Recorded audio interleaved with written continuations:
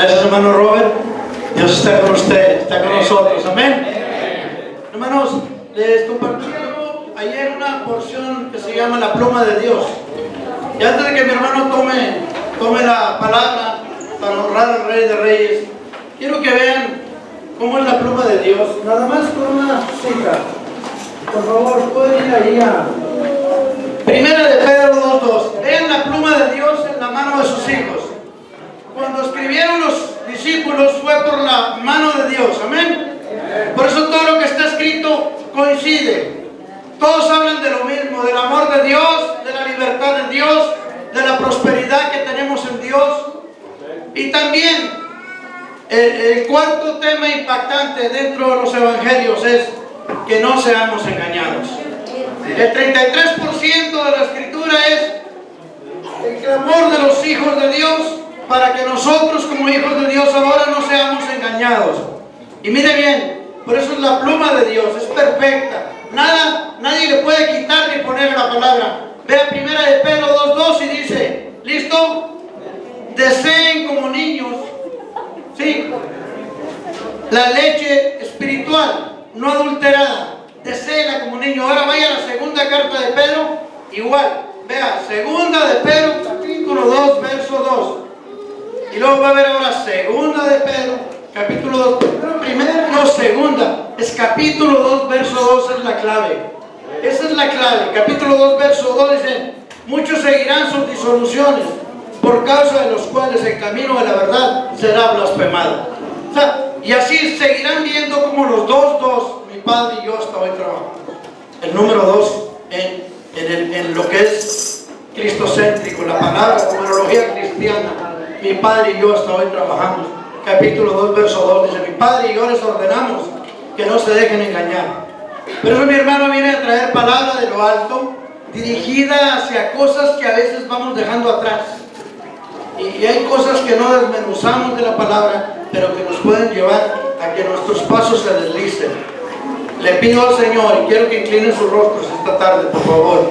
Amado Jesús, te pido, Padre, que mi hermano sea una caja de resonancia de tu Espíritu Santo, para que nos alimentes a través de los labios de mi hermano Javier, y que el pueblo, Señor, sea reforzado en su conocimiento, y porque el conocimiento nos hace amarte más, Jesús, porque así comprendemos tu sacrificio y tu amor tan grande.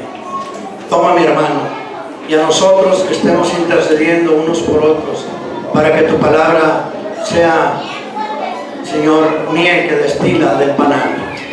En el nombre de Jesús, Señor, dejo en las manos de mi hermano este púlpito. Ayúdanos, Señor, a amarte más. Gracias, Jesús.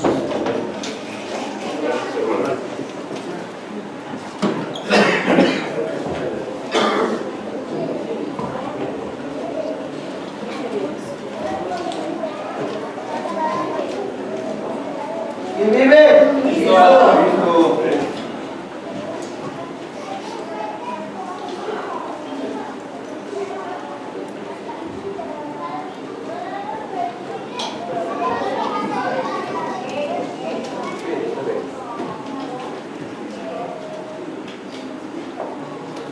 Gracias, hermano. Hermanos, Dios los bendiga. Ahora ha sido un culto de puros varones. El hermano hablaba de la revolución, refiriéndose a la revolución de México. Pero nosotros queremos hablar de la revolución que debe ser el hombre a favor del reino de Dios. Y como dijo el hermano, hay veces que la palabra de Dios es pura, ¿verdad? Pero muchas veces es la que convence lo que debemos hacer. Yo les quiero hablar de la cruz.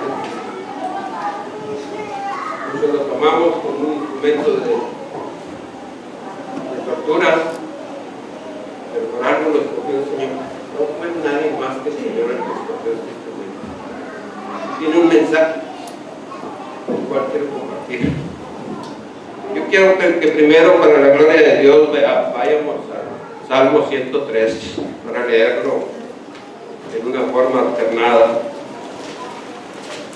para la gloria de su nombre y honrar su palabra.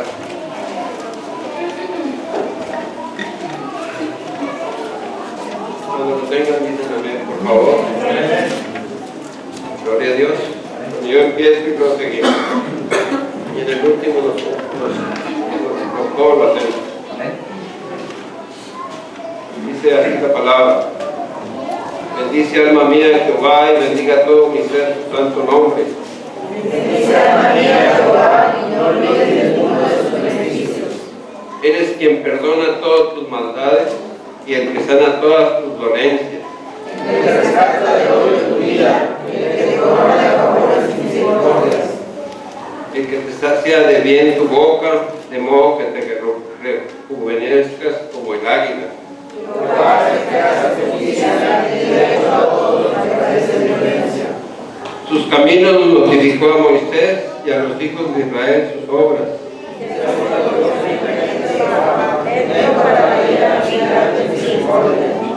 No contendrá para siempre, ni para siempre guardará el enojo. No hay entre nosotros conforme a nuestras necesidades, ni nos ha pagado conforme a nuestros pecados. Porque como la altura de los cielos sobre la tierra, engrandeció su misericordia sobre los que le temen. Cuando está lejos del oriente del occidente, hizo alejar de nosotros nuestras rebeliones. Como el Padre se compadece de los hijos, se compadece Jehová de los que le temen.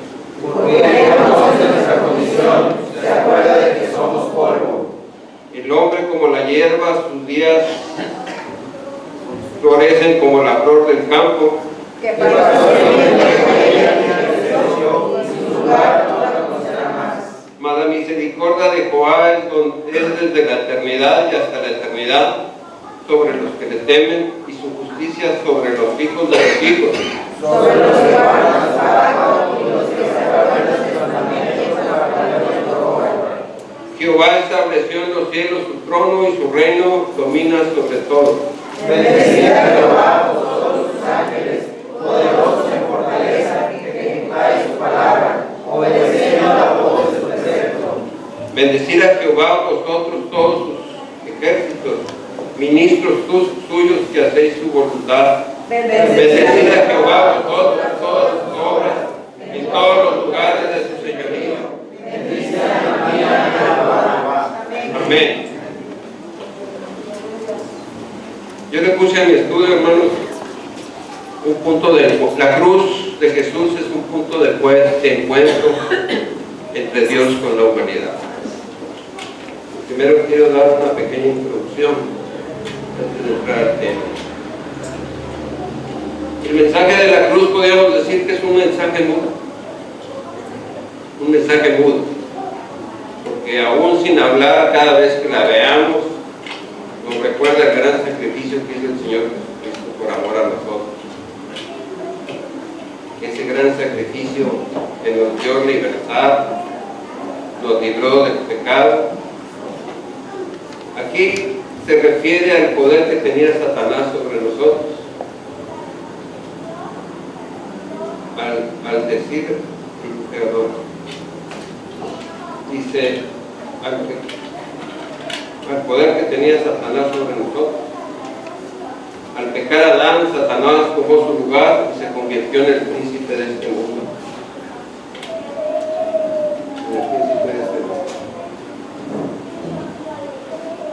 Y el Señor vino a librarnos del poder de la muerte y de la muerte que era un aliado de Satanás. Así como dice la palabra del Señor, que Satanás solo vino a engañar, matar y destruir, pero también ese poder de la muerte fue vencido en la cruz del Calvario. En el nombre de Jesucristo tenemos vida eterna.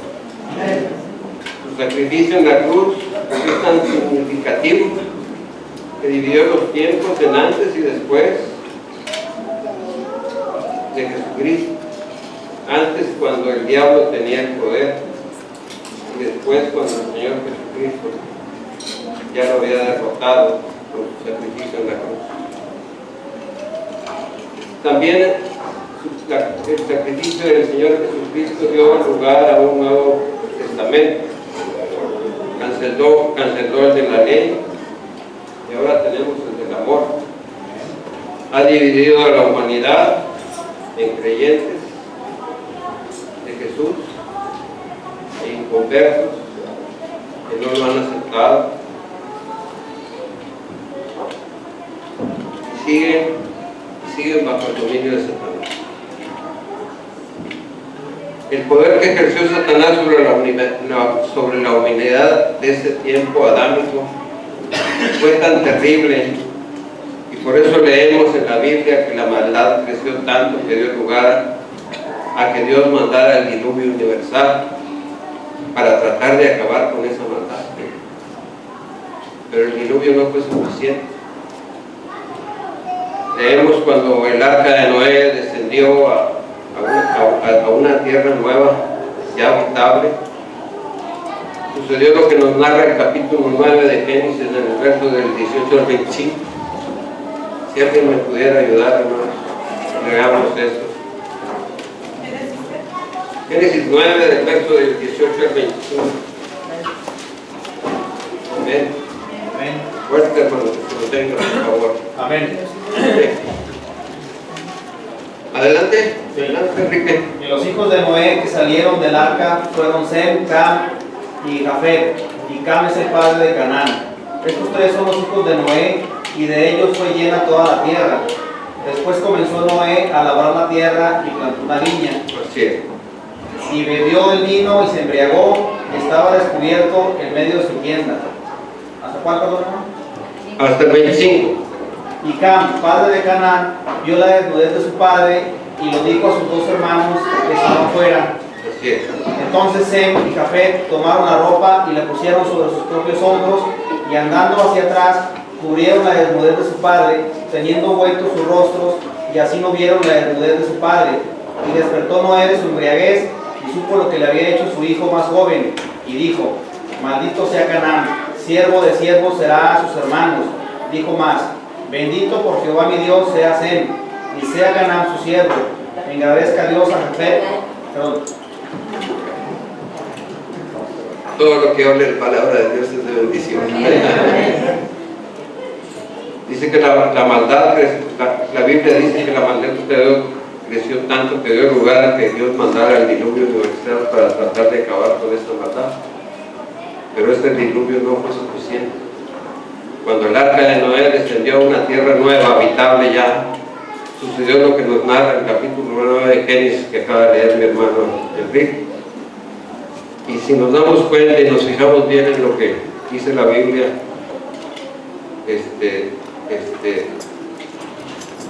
dice que el diablo no desaprovecha ninguna oportunidad que nosotros mismos le damos.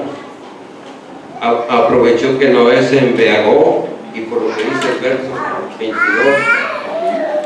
el diablo ejerció su poder de maldad sobre el hijo más joven de Noé, y lo violó. Y por lo que dice el verso 24, dice: cuando despertó Noé de su embriaguez y supo lo que su hijo menor le había hecho, lo maldijo. No solo el hijo tuvo la culpa, Noé con su embriaguez también le faltó a Dios. En el libro del Éxodo, cuando el pueblo de Dios fue liberado de la esclavitud que tenía en Egipto, y que ellos iban a la tierra prometida, en el capítulo 20 Dios les da los 10 mandamientos, que si los leemos nos damos cuenta que son mandatos de las cosas que no deberían de hacer, como advirtiéndoles que todas estas cosas que el Señor estaba prohibiendo se hacían en esa tierra a los que ellos iban. Por eso mismo Dios ordenó que arrasaran con todo el pueblo que ahí vivían, una especie de diluvio para acabar con la maldad que ahí existía. ¿Qué dicen los mandamientos? No matarás, no cometerás adulterio, no hurtarás, no darás falso testimonio. Y siguen vigentes porque todo esto se sigue cometiendo en este mundo.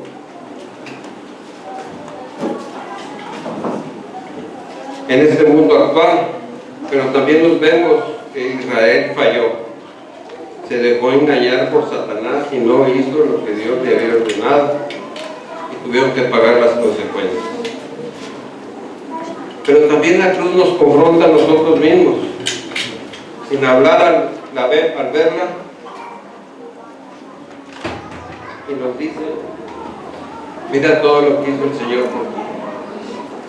Te salvó de Satanás, te dio vida eterna, te hizo su hermano.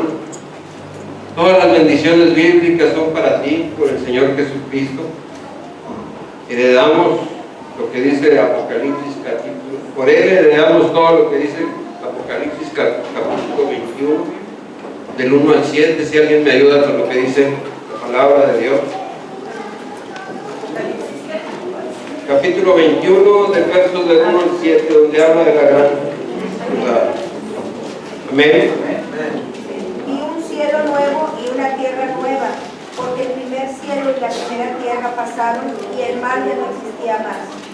Y yo, Juan, vi la santa ciudad, la nueva Jerusalén, descender del cielo de Dios, dispuesta como una esposa ataviada para su marido.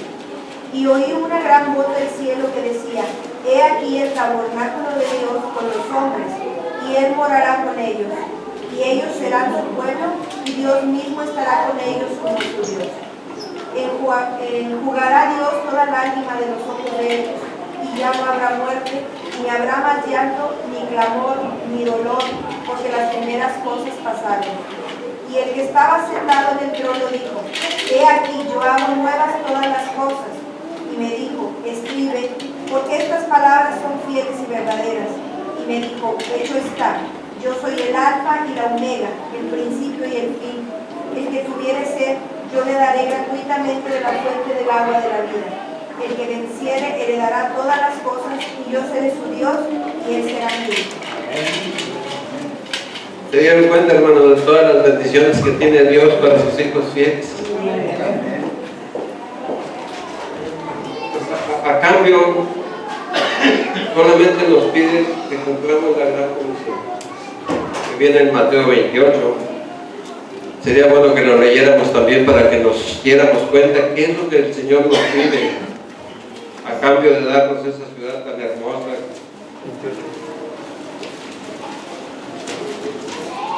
28 del 16 al 20. Al final, hermano. Alguien que lo lea fuerte.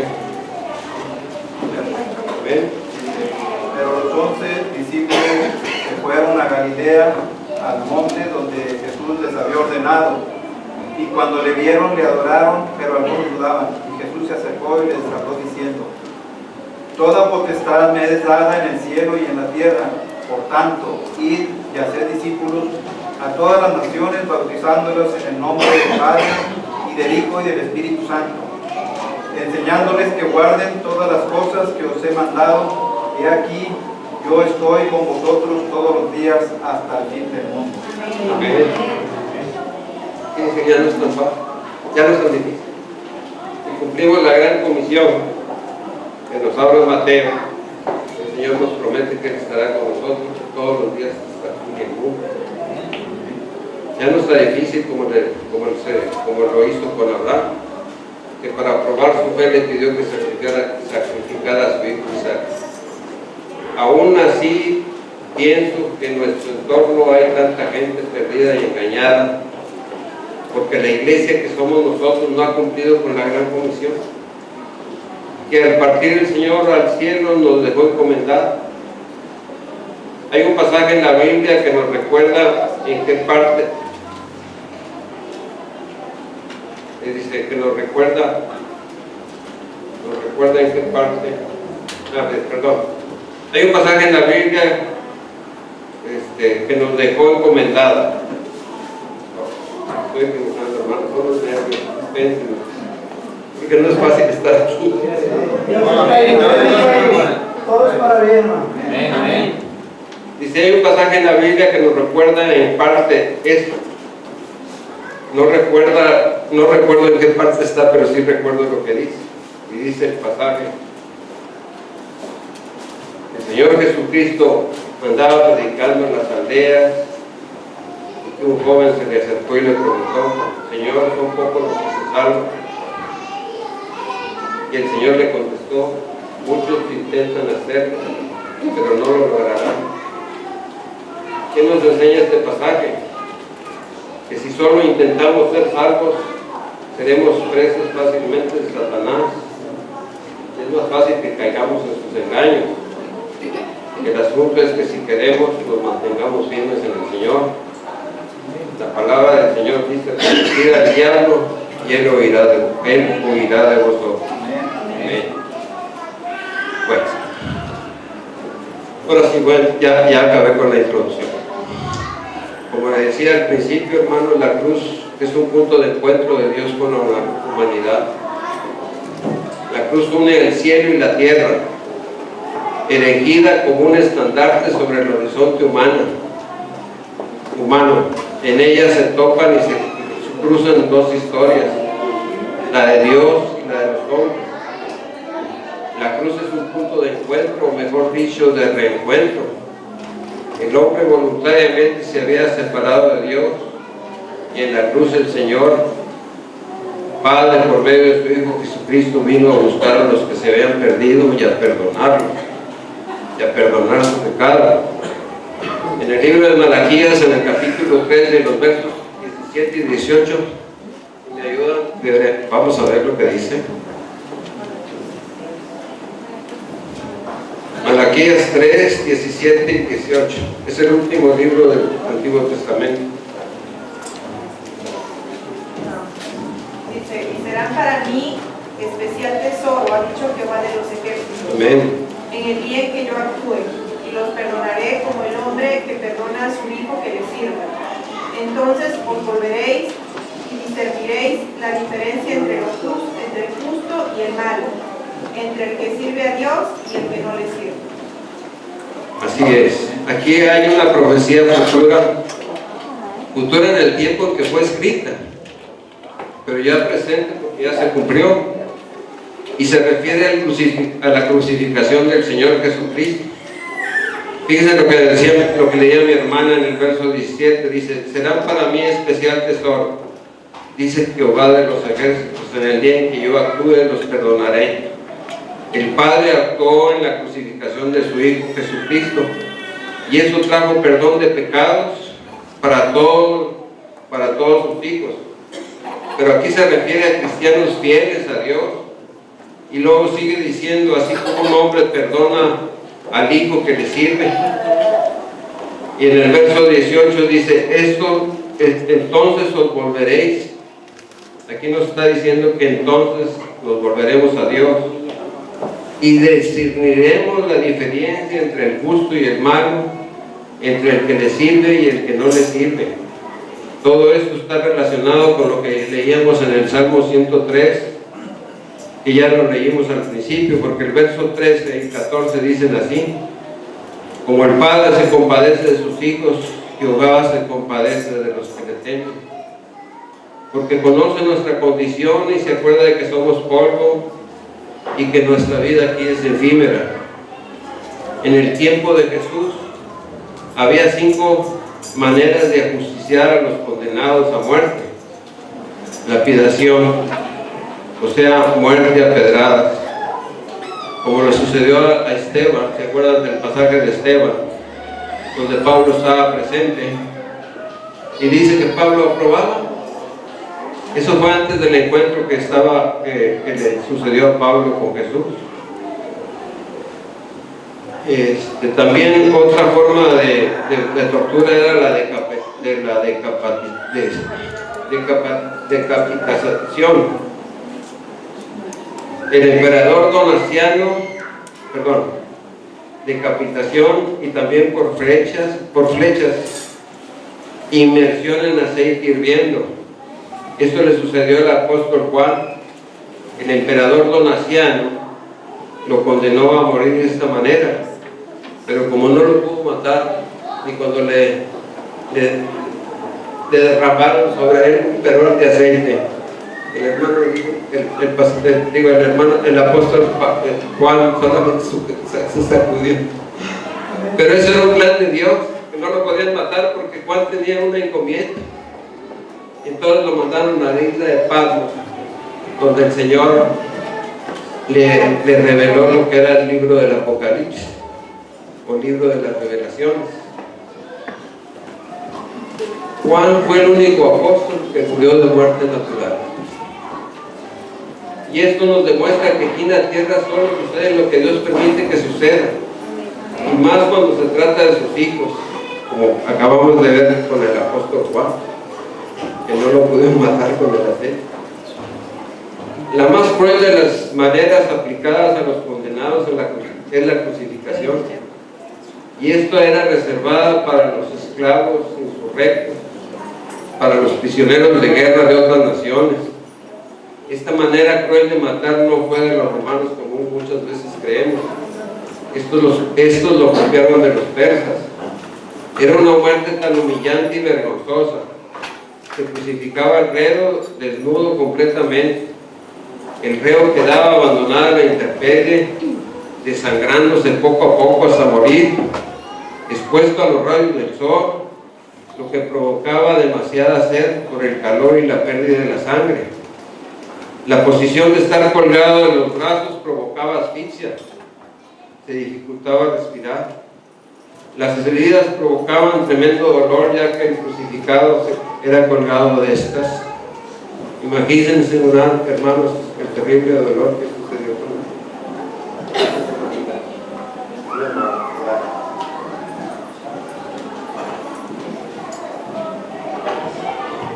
Se apresuraba su muerte golpeándolos con palos y quebrándole los huesos de las piernas. Era usual que los cuerpos quedaran en la cruz hasta su total descomposición. No se permitía sepultarlos solo en casos especiales que se pedía por escrito ante la autoridad romana, como dice Juan, capítulo 19, si lo leemos para recordar este hecho, Juan capítulo 19, del versículo 38 al 42. 19, 38 al 42.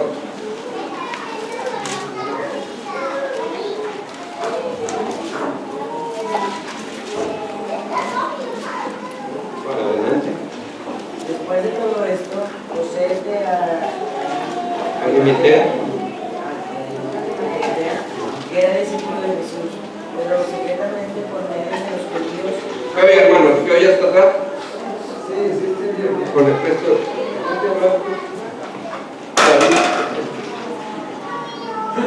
Sigues practicando los labios para cuando ya te pongas a predicar. Ven.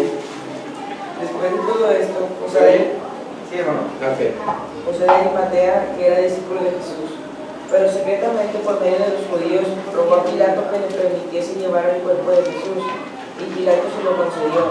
Entonces vino y se llevó el cuerpo de Jesús. También Nicodemo, el que antes había visitado a Jesús de noche, vino trayendo un compuesto de mirra y aloes como 100 libras. Tomaron pues el cuerpo de Jesús y lo envolvieron en lienzos con especies aromáticas, según es costumbre sepultar entre los judíos. Y el lugar donde había sido crucificado había un huerto, y en el huerto un sepulcro nuevo, en el cual aún no había sido puesto ninguno. Allí pues, por causa de la preparación de la Pascua de los judíos, y porque aquel sepulcro estaba cerca, pusieron a Jesús. Amén. Jesús, el hombre más libre y limpio que jamás haya existido, Él escogió la cruz. No fue la turba que gritaba desamparada, crucifícalo. No era ella los que decidían, fue Jesús. Él optó por la cruz y su elección no fue casual. En la cruz, por decirlo así, se reencuentran dos historias. La historia humana, que había sido hasta entonces una historia de perdición, y una historia divina, la de Jesús, que había sido y sigue siendo una historia de salvación y de amor.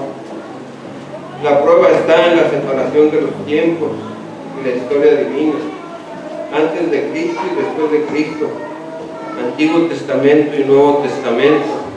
En la cruz se confrontan pecado y gracia, ofensa y perdón, perdición y salvación, miseria y misericordia.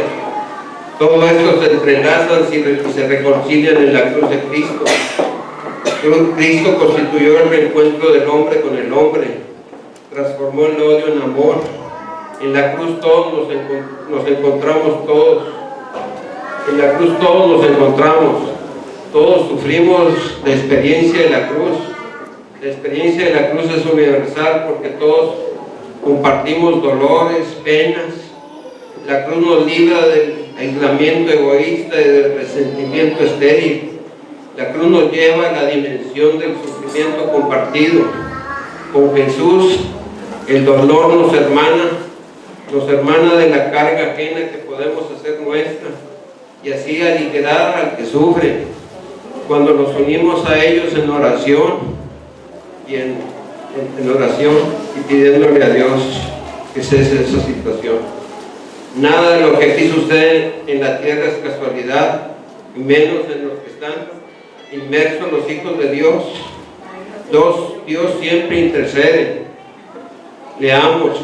A veces la Biblia y nuestros razonamientos nos dan ideas a medias o equivocadas. Por ejemplo, ¿sabe usted quién mató a Goliat? David. ¿Está seguro? Bueno, la piedra, ¿no?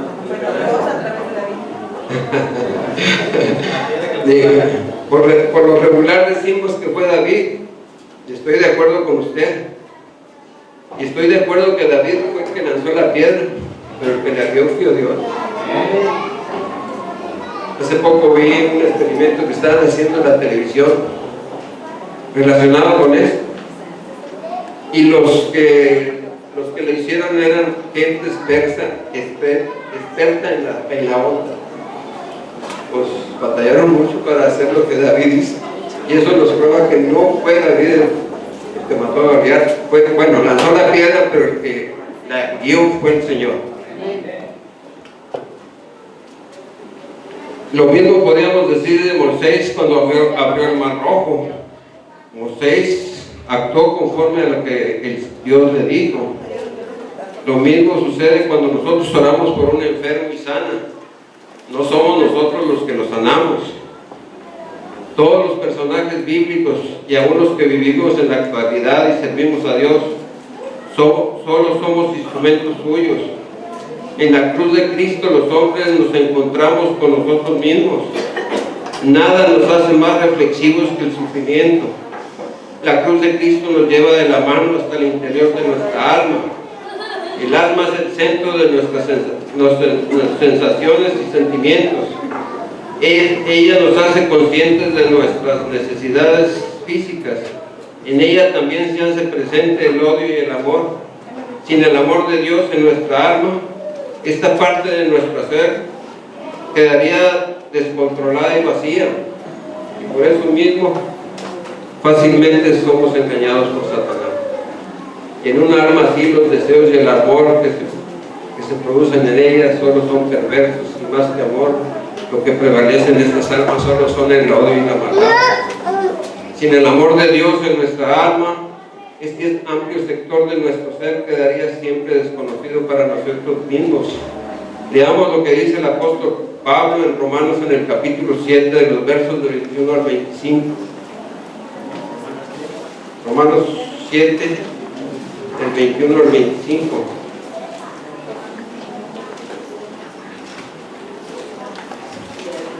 Amén. Fuerte, que lo tenga, por favor. Así que, queriendo yo hacer el bien, hallo esta ley, que el mal está en mí, porque según el hombre interior me deleito en la ley de Dios, pero veo otra ley en mis miembros que se revela contra la ley de mi mente y que me lleva cautivo a la ley del pecado que está en mis miembros. Miserable de mí, ¿quién me librará de este cuerpo de muerte? Gracias doy a Dios por Jesucristo Señor nuestro. Así que yo mismo con la mente sirvo a la ley de Dios, mas con la carne a la ley del pecado. Amén. Aquí en esos versículos nos habla de la guerra que existe en nosotros mismos, entre el espíritu y la carne, que es el alma. En el capítulo 8 nos hablan de la vida espiritual, que es también bueno que lo recordamos. Yo quisiera que alguien lo leyera del 1 al 11.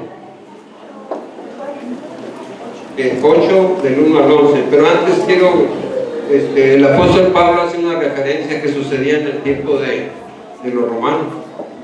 Él habla, dice, ¿quién me libraría de este cuerpo de muerte? En En la época del gobierno romano era común que si alguien hallaban culpable de que había matado a otra persona, que lo colgaban en la espalda al muerto, y ahí lo traía hasta que se descomponía completamente. Por eso el Señor habla, ¿quién me librará, quién me librará de este cuerpo de muerte? Haciendo referencia a ese ejemplo que sucedía en el tiempo de los romanos. Los romanos eran crueles, hermanos.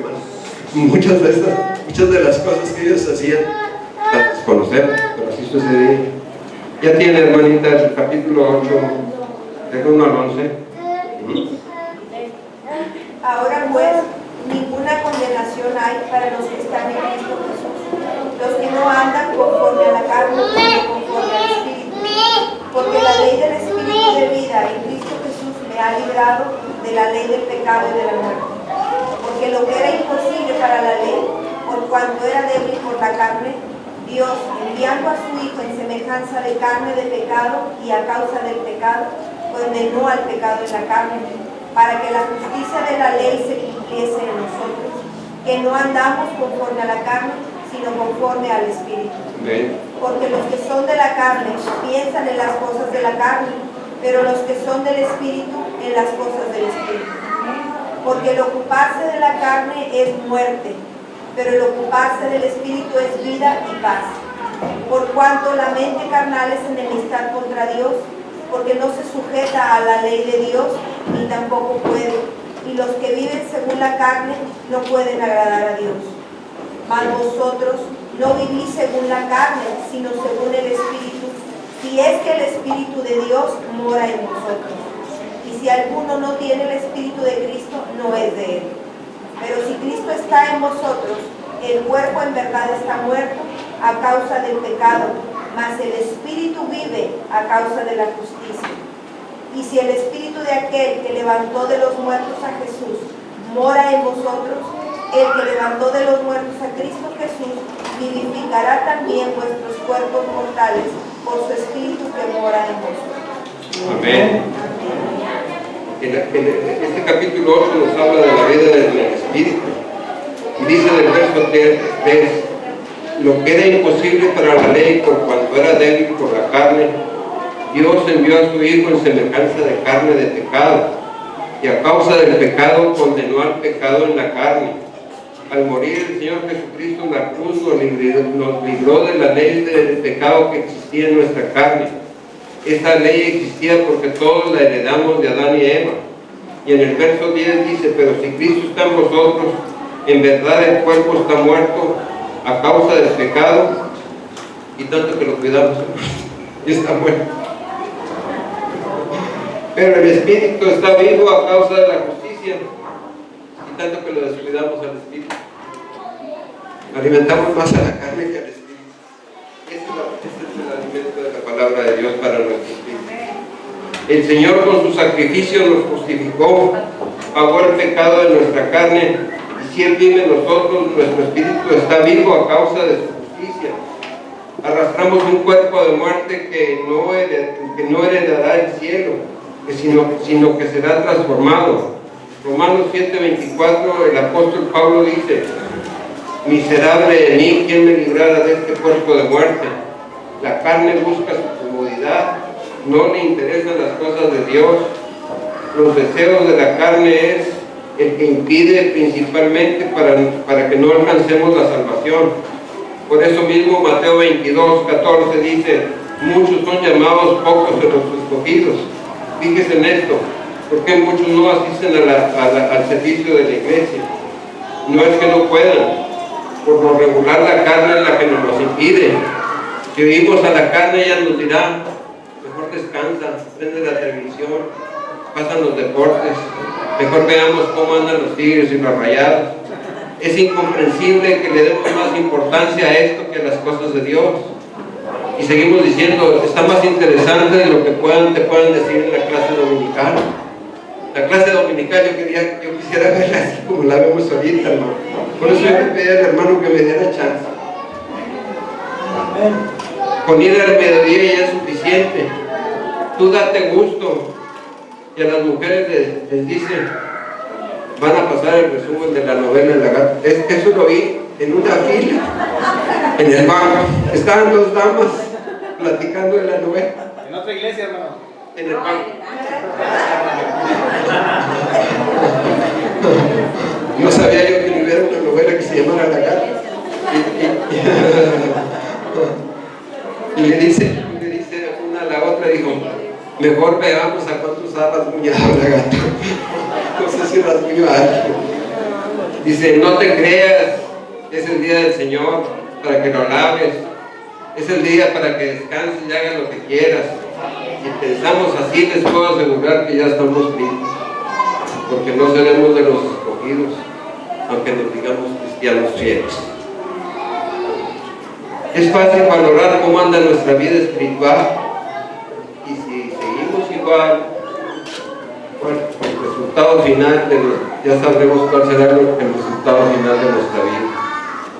No nos engañemos nosotros mismos, hermanos, ni nos dejemos engañar por Satanás, porque Dios no puede ser burlado.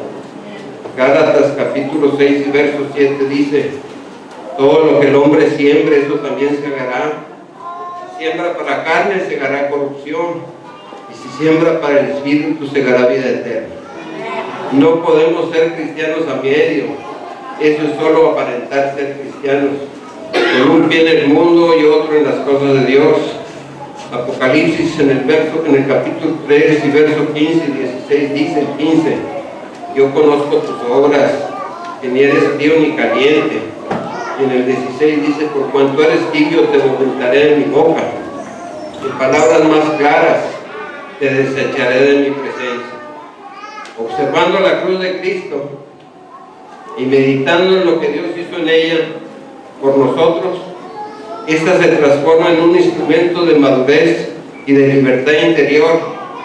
Ella nos abre a la dimensión del conocimiento y significado profundo de todo lo que vivimos y hacemos. Hay que verla como los israelitas lo vieron a la serpiente de bronce puesta en una cruz hecha por Moisés. Al verla con fe, esta los libraba del poder del veneno que las serpientes a los que las serpientes habían mordido. Queremos recordar ahora lo que pasó en esa ocasión, en el libro de los Números, capítulo 21, del verso del 4 al 9. Si alguien me ayuda a leerlo.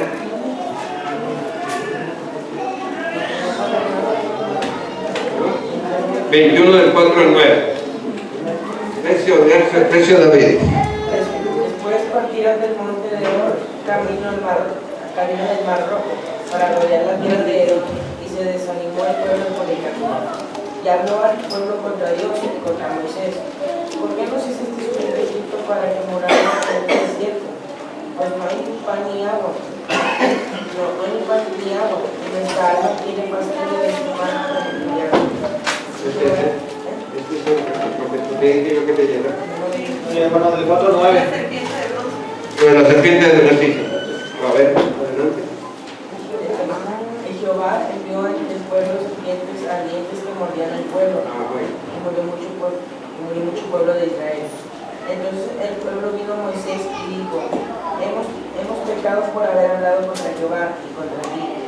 Ruega a Jehová que quite de nosotros estas serpientes. Y Moisés oró por el pueblo. Y Jehová dijo a Moisés, hazte una serpiente ardiente y ponla sobre un asta, y cualquiera que fuere mordido y mirare a ella, vivirá. Y Moisés hizo una serpiente de bronce y la puso sobre una asta. Y cuando alguna serpiente mordía a alguno, miraba la serpiente de bronce y vivía. Amén. ¿Sí oyeron todos, hermanos? Amén. La cruz de Cristo nos libra del veneno del pecado, heredado por nosotros como descendientes de Adán. Y así como la serpiente en la cruz fue un instrumento de vida para Israel, de igual manera la cruz de Cristo significa vida para todo aquel que recibe a Cristo en su corazón. Ella desvanece el poder del pecado de Satanás y la muerte de su aliado después de la cruz.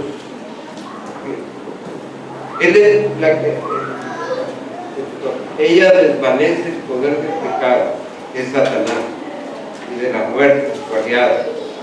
Después de la cruz, Satanás ya no tiene poder sobre los hijos de Dios. Por eso el apóstol Pablo, pudo decir, todo lo puedo en Cristo que lo fortalece. El apóstol Santiago en el capítulo 4 y verso 7 dice: resistir al diablo y huirá de nosotros. ¿Se acuerdan lo que dice Mateo 11? 3:11. Era muy recordado por nosotros, casi siempre en la iglesia que estamos nos recordaban los diezmos. Pero en el verso 11 dice: y yo detendré por vosotros al devorador. Si los judíos cumplían con el diezmo, porque eso era para los judíos, entonces el Señor les prometía detener al devorador, que no somos más que el diablo. Pero si leemos a Corintios, donde el Señor nos habla de las ofrendas, porque ya no hay que dar por la ley, hay que darle por amor lo que queramos al Señor. Ya no estamos comprometidos por la ley, estamos comprometidos por el amor que tenemos al Señor. Si lo leemos detenidamente, nos vamos a dar cuenta que ya ahí no se menciona el diablo. ¿Y por qué no se menciona? Porque ya está derrotado. El poder que tiene el diablo es el que le queremos dar nosotros, por temor a él mismo. Él está derrotado, si no le damos ningún poder, no lo tiene.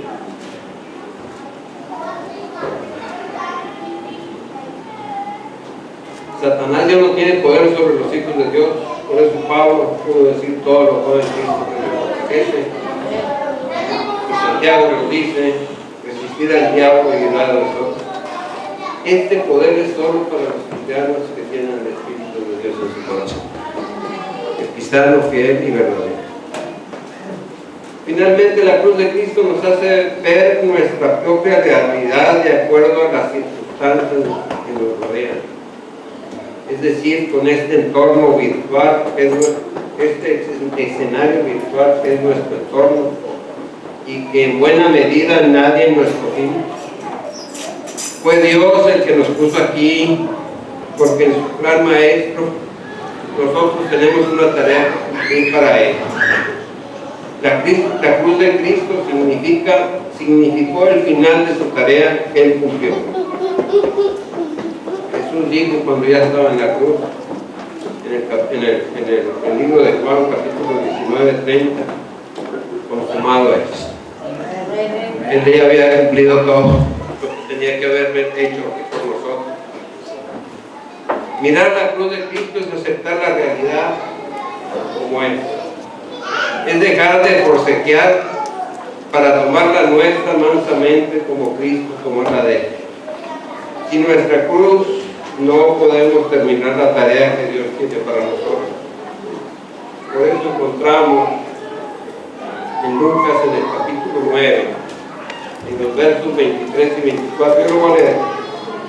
Dice el 23: si alguno quiere venir en pos de mí, niéguese a sí mismo, tome su cruz cada día y sígame. Como decía mi hermanita en la mañana, hay que tomar su cruz todos los días, cada mañana. El 24 dice: todo el que quiera salvar su vida la perderá, y todo el que pierda su vida por causa de mí, este la salvará. En Lucas 14, 27 dice: el que no lleve su cruz y viene en pos de mí, no puede ser mi discípulo. ¿Qué nos dice esto, hermano? Que debemos de tomar la cruz. Mateo 10, 38 y 39, no lo lean, nomás se los voy a mencionar porque muchos yo sé que escriban. Y también en el capítulo 16, 24 y 25, Marcos en el capítulo 8, en los versos 24 y 35, Juan 12, 24 y 25, todos dicen esto mismo, como que para que recapacitemos y veamos cuál es la manera de salvar nuestra vida.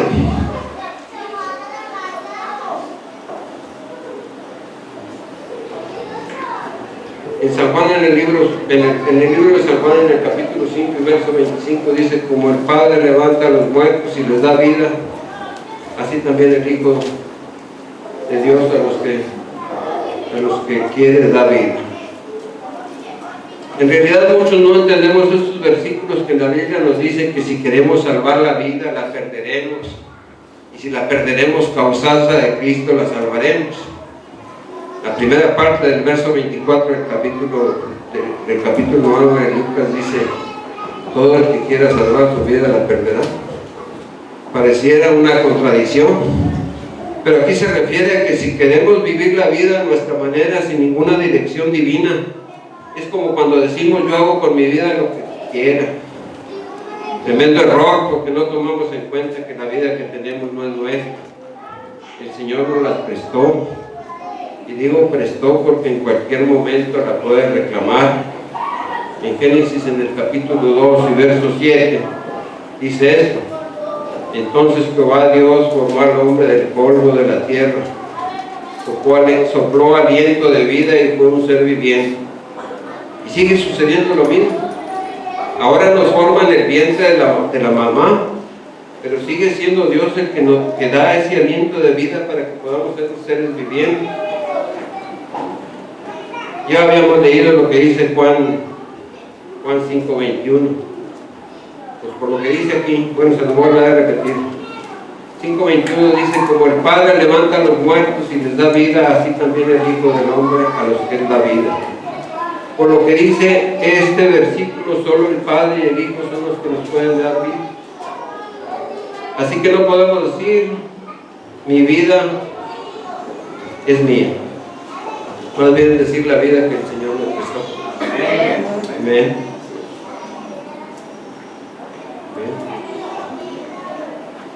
En San Juan 11:25 dice Jesús: yo soy la resurrección y la vida, y el que cree en mí, el que esté muerto, vivirá. La segunda parte del versículo 9 de Lucas 24 dice: y todo el que pierda su vida por causa de mí, se la salvará. Hay dos versículos que el mismo apóstol Pablo escribió y aclara este misterio. El primero de ellos está en Gálatas 2:20 y dice: con Cristo estoy juntamente crucificado, y ya no vivo yo, mas Cristo vive en mí.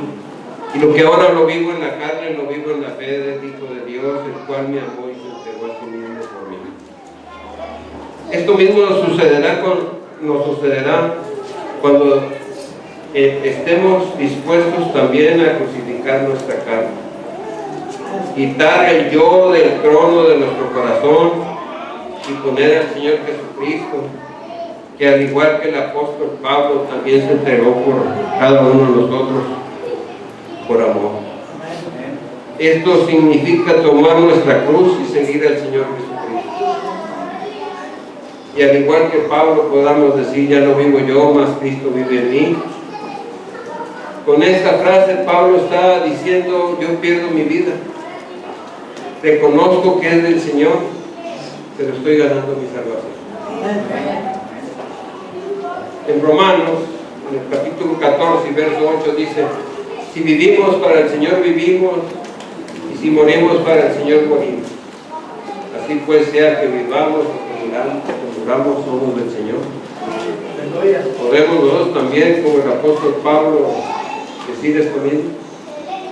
Si no podemos, la carne es todavía la que ocupa el trono nuestro. Dios no se equivoca al poner a Cristo en una cruz. Su poste principal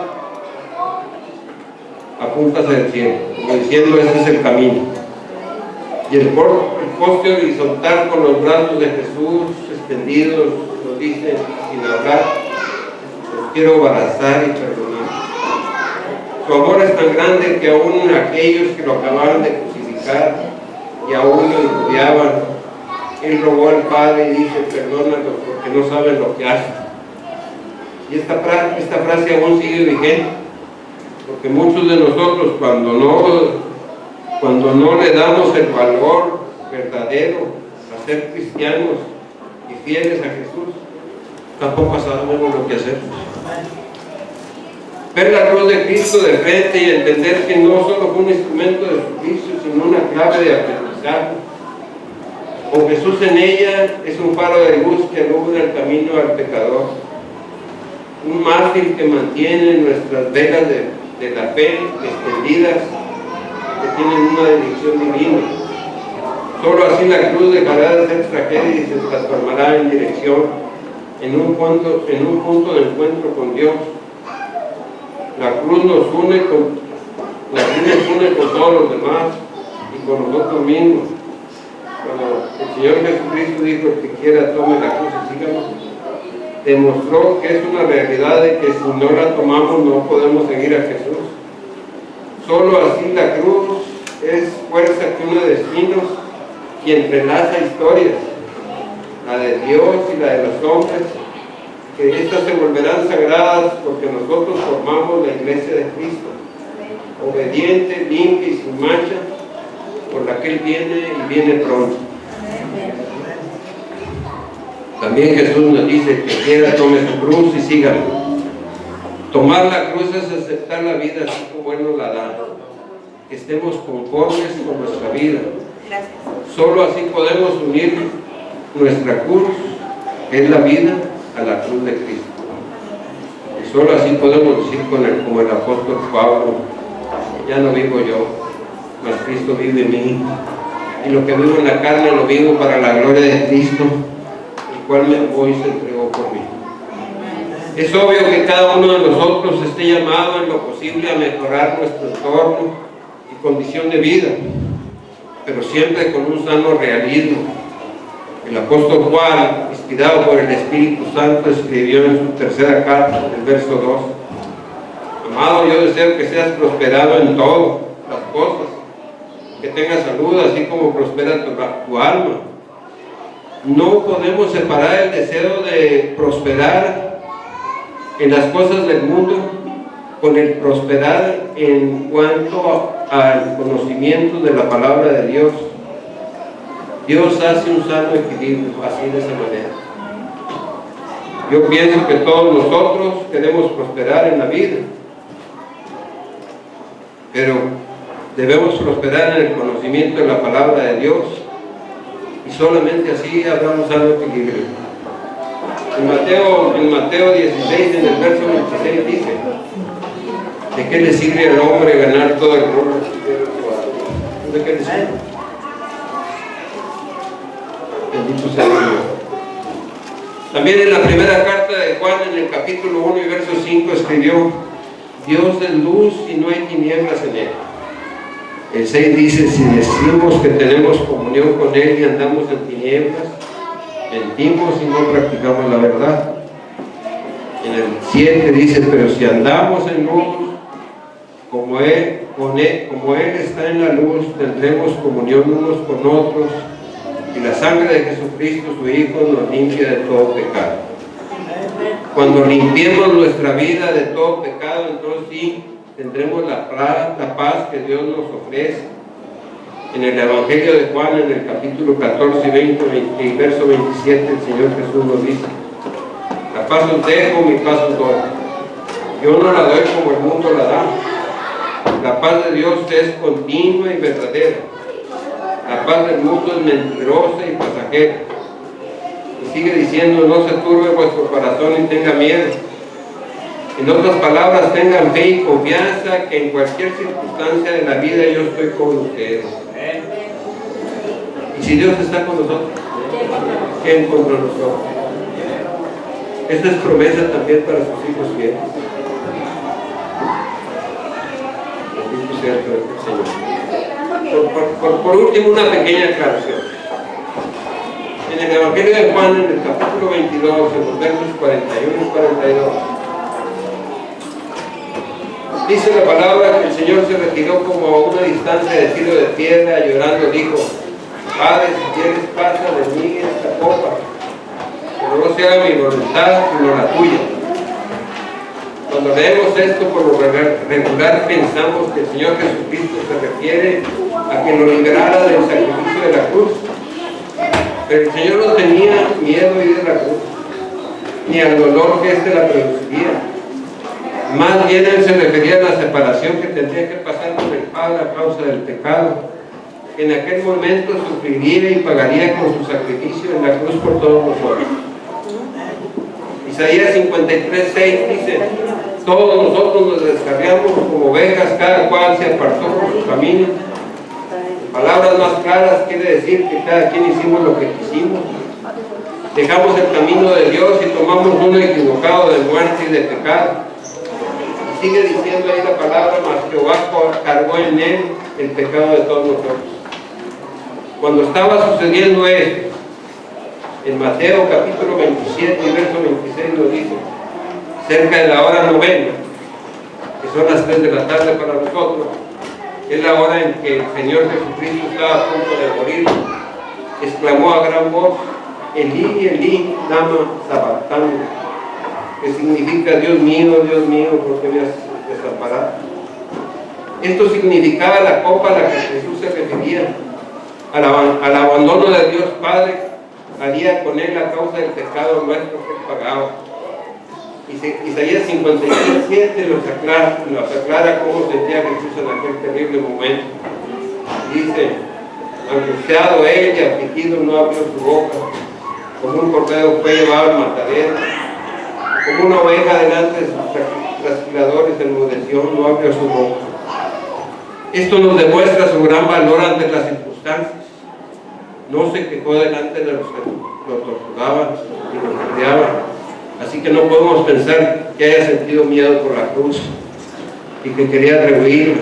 Al contrario, la enfrentó con todo su valor, por amor a todos nosotros. Para poder entender mejor el por qué el Señor Jesucristo le pedía al Padre que si Él quería que pasara esta copa, es porque la copa representa la ira de Dios. Esta ira es la que el Señor Jesucristo no quería sentir sobre Él. Pero Él, dócil y obediente, dice al Padre, que sea tu voluntad y no la mía. En Apocalipsis, en el capítulo 16, 1 dice, entonces oí desde el templo una gran voz que decía a los 7 ángeles, ir y derramar sobre la tierra las 7 copas de la ira de Dios. Con esto podemos comprender mejor el significado de la copa a la cual el Señor Jesucristo se refería. Ahora piense esto, si el Señor Jesucristo, siendo Hijo de Dios, no quería sentir la ira de Dios sobre Él, ¿qué será de todos aquel que no ha aceptado al Señor Jesucristo como su Señor y Salvador? O de aquel otro que, pudiendo ser salvo, se comporta tibiamente, con un pie en la iglesia y el otro en el mundo, y le da poca importancia a las cosas de Dios. Gálatas en el capítulo 6 y en el verso 7 dice, no os engañéis, Dios no puede ser burlado. Pues todo lo que el hombre siembra, eso también cosechará. En el libro de los Hebreos, en el capítulo 10 y verso 31 dice, horrenda cosa es caer en manos de un Dios vivo. Dios quiere que todos nosotros seamos salvos y que estemos con Él en la nueva Jerusalén, la ciudad de las calles de oro, que ya mencionamos, que leíamos al principio en el capítulo de Apocalipsis 21. Pero por el libre albedrío que Él nos da, nosotros mismos escogemos con nuestros hechos el final de nuestra vida. Que capacitemos nosotros mismos, podemos valorarlo, cómo está nuestra situación con Dios. Si consideramos que no está muy bien, mientras tengamos vida, podremos restaurar nuestra relación con Dios. El apóstol Pablo, que al principio fue el peor enemigo del cristianismo, cuando se encontró con el Señor Jesucristo camino a Damasco, se transformó en el más grande defensor del cristianismo. Su amor por el Señor fue tan grande. En la epístola a los Gálatas, en el capítulo 2, dice, como Cristo estoy justamente crucificado, ya no vivo yo, más Cristo vive en mí. Lo que ahora vivo en la carne, lo vivo en la fe del Hijo de Dios, el cual me amó y se entregó a sí mismo por mí. Jamás se perdonará a aquel que ame al Señor Jesucristo como lo amó el apóstol Pablo. Los romanos confesaron a Pablo y en el año 67 de nuestra era fue condenado a morir decapitado. Pero el legado que dejó a la iglesia fueron 13 cartas que están en el Nuevo Testamento. Su lectura a través de mucha enseñanza y bendición, aún a tantas generaciones de cristianos que han vivido después de su muerte, incluyendo las nuestras.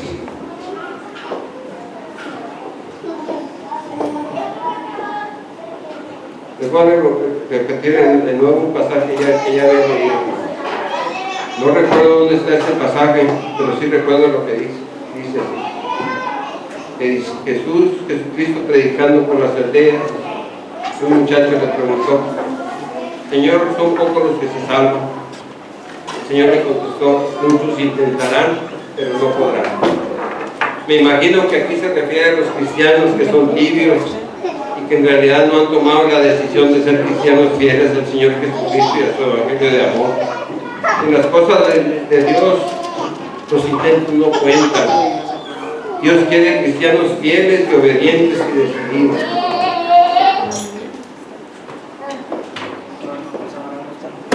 Por último, hermanos, les quiero hacer una pregunta. Mi hermanita Xochitl decía que debemos de amar. ¿Cuántos años usted, hermano? ¿Qué? ¿Cuánto? ¿Tú, David? ¿Tú, pastor? Te amo mucho. Háganle cuenta que se a todos. Hermano, Pues, perdón.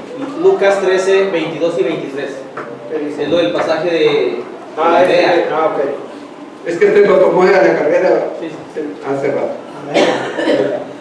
No tuve chance de checar la Biblia. Por último, usted se ama. Pues si usted se ama, por amor a sí mismo, no pierda esta salvación que el Señor Jesucristo ganó en la cruz del Calvario a favor de todos los que lo aman. Y no condene su ser completo a estar toda la eternidad en un infierno terrible y completamente separado de Dios. El amor es tan grande y tan importante para Jesús que nos dejó dos mandamientos nuevos que vienen en Mateo 22, en el verso 36 al 40. ¿Qué alguien lo quiere leer? Mateo 22, del 36 al 40. Ya es para terminar. 22. Amén, hermano. Solo habla del amor. ¿Qué dice, hermano? En Mateo 22, del 36 al 40, Amén. dice: Maestro, ¿cuál es el gran mandamiento en la ley? Jesús le dijo: amarás al Señor tu Dios con todo tu corazón y con toda tu alma y con toda tu mente. Este es el primero y grande mandamiento. Y el segundo es semejante: amarás a tu prójimo como a ti mismo. De estos dos mandamientos depende toda la ley y los profetas. Con esos dos mandamientos se cumple toda la ley. Amar a Dios con todo nuestro corazón y con los amigos con todo. Amén. Ese es el mensaje que traía yo para esta tarde. Hermana Lili, por favor. Hermanos, a esta hora en Corea, la iglesia más grande de Corea, con el pastor Paul Yogi, empiezan a las 6 de la mañana y apenas están, sí, como decimos, calentando motores. Por eso es la iglesia más grande de Corea. Por eso la gente pide y se le responde. Porque ahí hay Joséses y Eliseos que no están viendo el reloj, amén. Por eso decía la gente: ¿por qué la iglesia más grande de Corea empiezan a las 6 de la mañana y a las 6 de la tarde están postrados? Y el pastor dice: el que quiera irse, váyase. Y el que quiera abrir las ventanas de los cielos, el púlpito está abierto. Venga al altar, ponga la frente en el suelo. Miren, el hermano habló de la cruz y del poder de la cruz. Yo les quiero decir, di 3 citas indistintas: a mi hermana Marín, a mi hermana Rodríguez y a mi hermano Ever. Tenemos una hermana luchando por la vida y la muerte en Río Bravo. Esa cita es para mi hermano Ariel. Yo sé que el Señor tiene un plan para mi hermano Marín y su familia, y para mi hermana Rodríguez y su familia. Esa es palabra profética lo que les digo. Amén. El Señor está aquí, hermano, alégrese. No esté viendo que nos tardamos, que no nos tardamos. ¿Cuánto se tardó Él desde que le pusieron la corona hasta llegar a la cruz y decir: consumado es? Lo que se haya tardado, digo: Padre, hágase tu voluntad. Sacrificios extraordinarios nos tienen aquí viviendo una vida extraordinaria. Porque cuando éramos muertos en nuestros pecados y delitos, Él dijo: Padre, consumado es. Yo les quiero decir, hermanos, esa cruz tiene poder. Nuestro Rey, que pasó por esa cruz y la venció, les dice un mensaje de cierre esta tarde. 3 veces al Señor se le pidió ir al campo de la muerte, y fue, y respondió, y venció. 3 veces le pidieron que fuera a resucitar a 3 personas diferentes. No se limite en pedirle cordero. ¿Qué le quiere pedir esta tarde? Que su hijo que anda en los vicios venga a santidad. Pídale cordero. ¿Qué quiere pedirle al Señor? Que tenga un nuevo empleo. Pídale al Cordero. Le pidieron que fuera a resucitar a 3 y nunca falló. Él está dispuesto a ir al campo de la muerte y decirle a la muerte: ¿dónde está tu aguijón? Porque hay un pueblo que me está pidiendo victoria. Victoria. Y yo soy el Dios de la victoria, pero no le pedimos. Es domingo, son las 2:30 y estamos pensando en otra cosa. Y no en el poder que tenemos del Dios que nos rescató. Somos herederos de un Dios poderoso. Hermano, quítese el sueño, quítese ese cansancio mental que trae y piense que su dueño se llama Jesús. Es el que lo tiene ahorita respirando. Hermanos, por favor, levantemos las manos cansadas. Digámosle: Jesús, ¿cómo podemos ignorar ese sacrificio? Precisamente esto es para que aprendamos todos de todos. El hermano viene y da un mensaje con un corte de maestro. Y nosotros debemos estar clamando como el siervo por las corrientes de las aguas. Quiero más de ti. Yo estoy orando para que no acabe, para que no corte, para que me dé más citas. Le decía el hermano Ramos que el domingo pasado aprendió lo que no había aprendido en 3 años en la iglesia allá de Lincoln, donde él se congregaba. Y le digo yo: es que hay tantos pastores que se paran aquí a cumplir para ir a cobrar un cheque y no hablan de la palabra, dan una cita y se arrancan hablando de ellos. No queremos hablar de nosotros, queremos hablar de que nos rescató. Por eso hago un llamado esta tarde. 3 veces le dijeron a Jesús: Jesús, ama a mi hija, mira que va en un féretro, va la carroza caminando. Y Jesús vino y le dijo: a ti te digo, levántate. Y se levantó. Tenemos un Dios que va al campo de la muerte a complacer otra petición. Hermanos, por favor, las citas que le di, por favor, oren por ellas. Hay un mensaje para sus vidas en esas citas. ¿Ok? Y por favor, hablen con Cristo. Y cobren ánimo. Y si acabamos a las 6 de la tarde, a las 6 de la tarde, alégrense, por favor. ¿Cuántos quisieran tener la dicha de que se les esté hablando del amor de Jesús?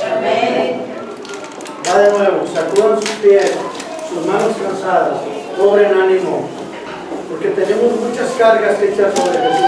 Primera carta de Pedro, y de la tarea 5:7, la palabra dice: echa tus ansias delante de mí y yo te voy a cuidar. Yo te voy a sustentar.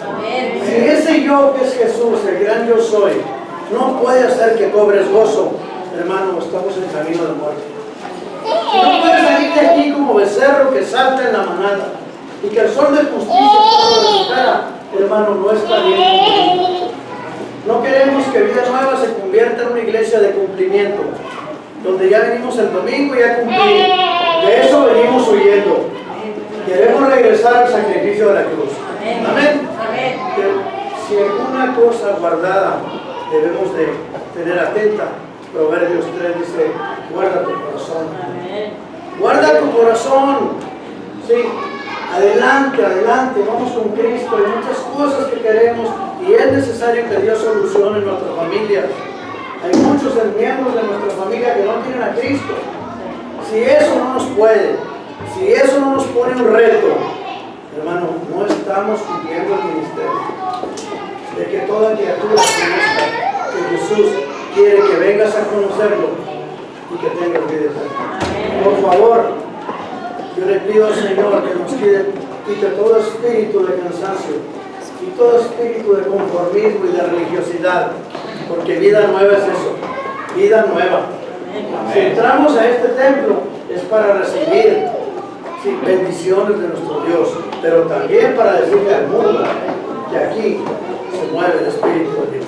Y que no tenemos cansancio y que no estamos pensando en la novela de la gata, como dice mi hermano, ni en los resúmenes de deportes hoy en la tarde, ni en los chismes de María de la muerte. Queremos andar en las noticias del Cordero, que quiere prosperarnos, pero abre tu corazón. Él no puede ser burlado. Hermanos, con un poco de celo les dije esta palabra, porque me da celo, hermanos. Yo los veo y veo que nuestro Padre está así, sediento de bendecirlo. Usted está con la carretilla al revés. Y Él no quiere eso. Él quiere que usted también esté sediento de su amor y de su poder. Por favor, hermanos, estamos en vida. Que Dios los bendiga.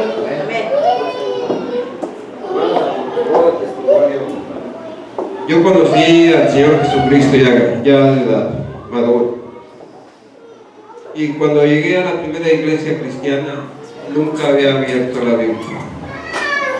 Pero cuando empecé a conocer la palabra de Dios, dice que Él cumple los deseos de nuestro corazón. Y un día le pedí, quiero estar en tu púlpito. Gloria a Dios. Gloria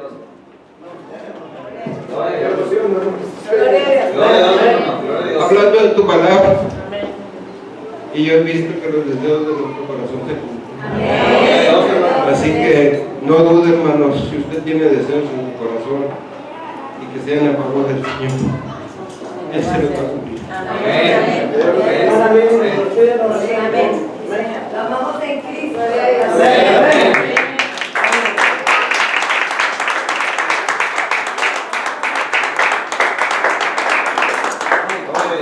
Gloria a Dios por la vida de nuestro hermano Javier. Es para nosotros tenerlo.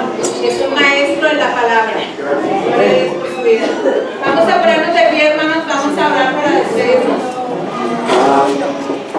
Padre Celestial, en esta hora, Señor, te damos muchas gracias, Padre, por tu bendita palabra, Señor, que hemos escuchado en esta tarde, Señor. Yo te ruego, Padre, que sea plantada, que haya sido plantada en buena tierra, Señor. Que no venga, Señor, el cuervo y la robe de nuestra mente, Padre. Que sea puesta en nuestro corazón y que la pongamos por obra todos los días de nuestra vida, Señor. Gracias te damos, bendito Dios, por este momento que pasamos en este lugar, unidos como familia, como tus hijos, Señor. Gracias, Padre, que yo te ruego que nos lleves con bien a nuestros hogares, Señor. Que como decía ahorita nuestro hermano y como dice tu palabra, Señor, tú cumplas el deseo de nuestro corazón, Señor, cuando vayas dirigido, Padre, hacia hacer tu buena obra, mi Dios. En cada uno de los que estamos aquí presentes, Padre. Gracias, Señor, bendice a cada familia representada, Señor, y llévanos con bien a nuestros hogares. En el nombre de Jesús te lo pedimos. Amén. Amén. Vamos a despedirnos, hermanos, con una alabanza. Vamos a despedirnos. Amén.